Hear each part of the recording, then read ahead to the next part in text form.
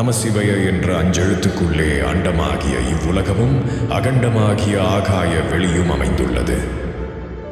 ஆதி பராசக்தியினாலான அஞ்செழுத்தே ஆதியாகி அதிலேயே பிரம்மா, விஷ்ணு, சிவன் என்ற மும்மூர்த்திகளும் அமர்ந்திருக்கின்றனர்.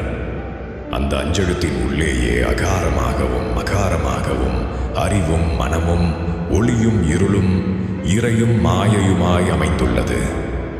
ஆதலின் இந்த அஞ்செழுத்தை அறிந்துணர்ந்து ஓதுங்கள். இந்த அஞ்செழுத்துக்குள் தான் அனைத்து தத்துவங்களும் அடங்கி அது நமக்குள்ளேயே பஞ்சாட்சரமாகி உற்ற பொருளாய் உட்கல